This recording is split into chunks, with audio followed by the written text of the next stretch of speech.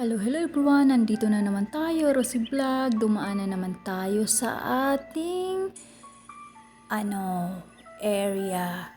Itong area na to medyo malayo na to sa Jeddah. Pero kung sino man ang nanonood dyan o sino ang nag-aano sa akin, please comment sa baba. Tapos lagay nyo kung taga saan kayo para malaman ko at ma-shout out ko kayo pag may oras ako. Nandito na naman tayo sa area na ito. Ang ganda ng parang gusto ko siyang gawing garden kung sa akin lang, no, kasi ang ganda ng ng area at saka yung parang ang ganda taniman ng mga vegetable, mga yung ba, lagot moon. Ang ganda niya talaga. Wala, ang ganda, sobrang ganda. Tapos tahimik ang area. Yung pwede kang mag-relax sa oras na ito. Parang nasa probinsya. Ang ganda niya.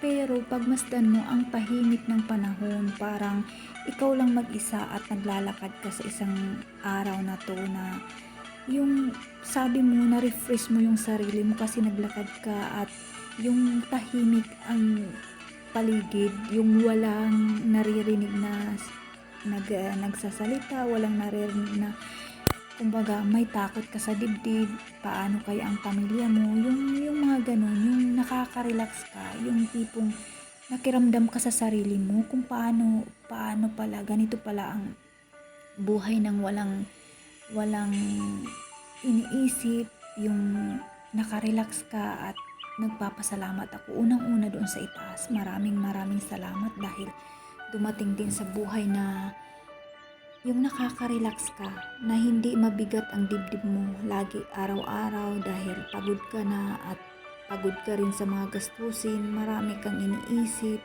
paano mo kaya masolusyonan ang lahat. Pero ito isinusurrender ko doon sa itaas. Maraming salamat sa lahat ng proteksyon, sa lahat ng blessings na dumating. Maraming salamat. Maraming salamat sa iyo. Maraming salamat. At least sa oras na ito nagkaroon man lang ako ng kaluwagan sa dibdib, nakahinga, yung tipong nakahinga ka sa problema, at least kahit kunti lang nakarelax man lang ako at nakapahinga ang isip, yung tipong naano mo yung isip mo, salamat naman nakarelax ako at nandoon yung time na maluwag ang paghinga mo dahil nga naka-refresh ka sa sarili mo.